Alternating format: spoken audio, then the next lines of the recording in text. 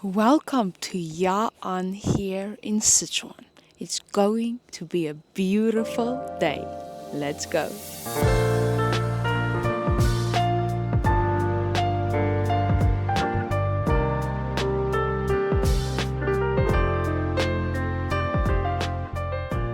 This is where Chinese tea cultivation began, Mengding Mountain. More than 2,000 years ago, people were growing and harvesting tea right on these hillsides, long before tea became a national symbol or a global drink. The stories say that every cup of Chinese tea can be traced back to this mountain, to these exact slopes, to these original plants. It's not just beautiful, it's alive with history. The tea fields here stretch across the hills at almost exactly 30 degrees north latitude, the same latitude as some of the most mysterious and powerful places on Earth, like the Egyptian pyramids, the Himalayas, and the Bermuda Triangle. That line plays a big part in why the tea here is so special. Right now I'm taking a cable car to the top of the mountain.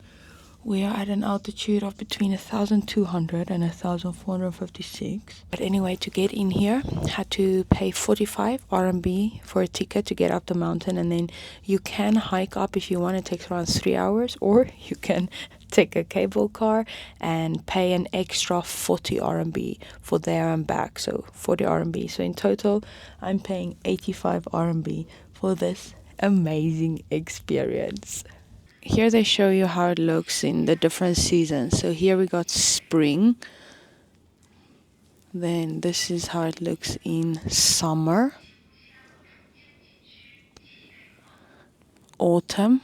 Oh, beautiful. Look at those yellow leaves. And winter. Wow. While I was hiking up here to see the tea with my own eyes, I was asking a farmer, why are the tea leaves grown at a 30-degree north latitude so sweet? And he told me because at a high altitude, the leaves grow slowly, and that slow growth builds sweetness.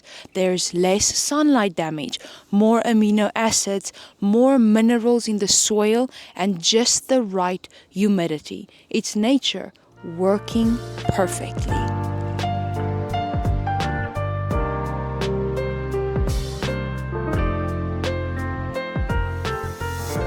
Here in December, the farmers are pruning the bushes. And even though it might look simple, this is one of the most important stages of the entire year. By trimming away the dead or the crowded branches, shaping the height and opening the plants to more sunlight and airflow, they're protecting the leaves from disease and preparing the bushes to grow stronger in spring. It's all about the timing and technique. Clean cuts, sharp tools, and precise decisions. What you're seeing right now will decide how sweet, how abundant, and how healthy next year's harvest will be. This is like the quiet work that creates the magic in every cup. So even though you think you're coming to a tea mountain, you're coming to pick some tea leaves, no, you're coming to learn more about how the tea tastes so good. I remember I told you guys right now they're pruning because it's December. But if you come in springtime, you can get your own little basket and then you can go pick your own tea leaves. You can dry your tea leaves here. Look at her right now. She's making some tea flowers. So this is also what you drink. Wow.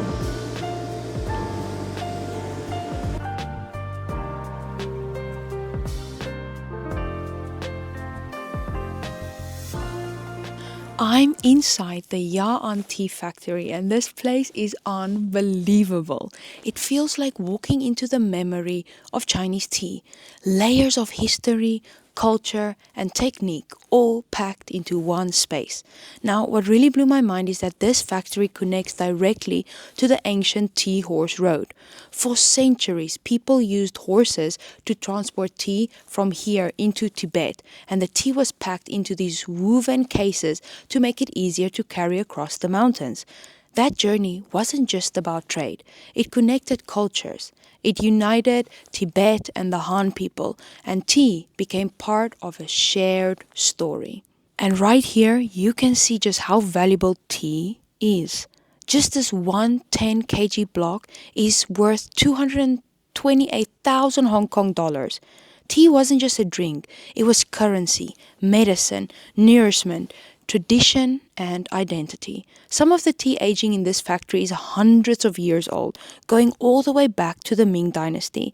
It's crazy to think there are leaves in this building that were picked before the world even had electricity. Now here, they mostly focus on black tea, the same style that used to travel across the tea horse road. The fermentation rooms here are full of tea that's been pressed, shaped, and blended. Once fermentation is finished, they mix together leaves from different seasons and different years to balance the flavor. And look here, these aren't just bricks of clay. These are bricks made entirely from tea. And look at this, 200 kilograms tea. Imagine the skill and precision it takes to press something that huge. And you can come here to make your own DIY tea. Behind me here are rows of examples, different shapes, sizes, and flavors. It's tea art, tea history, all at once. And the influence of this place spread far. Tea masters from Tibet came here to learn how this tea was grown and brewed. I mean, tea makers from Pu'er in Yunnan province came here to study production techniques. And look at Pu'er now. The tea is world famous. This factory didn't just produce tea, it shaped tea culture. It spread knowledge and it built connections. Standing here, walking around here, you realize that tea isn't just something that you sip. It's movement, it's labor, it's philosophy, it's community. It's the story of where people have been and the story of where they're going. And here in Ya'an is where it all started. You walk in here and you can just smell the tea. I mean, there, I've got a tea, oldest tea here, 1960. Look at all this tea around me. This tea now is the only tea that's left from here, 1992. Ooh, this is the expensive tea, by the way. Look at that. This is the 10 kg that goes for 228,000 Hong Kong dollars. Here, 1970. This is the only tea left from that time. So what they do now is they keep it and then they mix it with new tea that's in China right now to still bring out similar flavors. This smell, learning about the history of tea, it's made me crave some tea. Let's go drink some tea.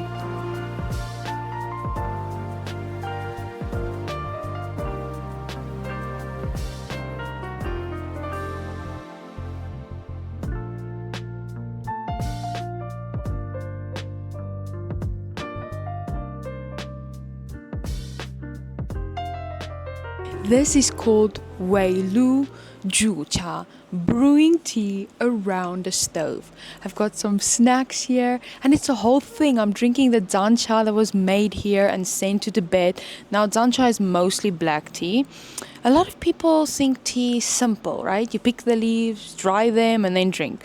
But every flavor, like in this cup, is the result of timing, temperature, and technique. From steaming to fermentation to pressing to roasting. A lot of people also imagine tea as this very traditional, older generation thing, right? So earlier I asked them how the tea culture is attracting young people today, and the answer makes total sense. It's becoming fashionable, social, creative, and modern. There are tea bars, stove brewing spaces, live stream tea rooms, artistic tea studios, photography setups, which I can see attracts a lot of young people when they can take some beautiful pictures. And then there's also your handcrafted tea cakes. It's becoming a lifestyle. I feel like tea isn't fading out, it's evolving. Now, today, what we've experienced together in this video, all of it is happening right here in China. And this city, Ya'an, is where so much of that story began. To sit here in the birthplace of tea culture, drink tea made in the same mountains that shaped it, and see how the next generation is shaping its future, that's a pretty incredible experience. Thanks for joining me today, everyone. Remember to drink your tea, and I'll see you in Ya'an in the new year.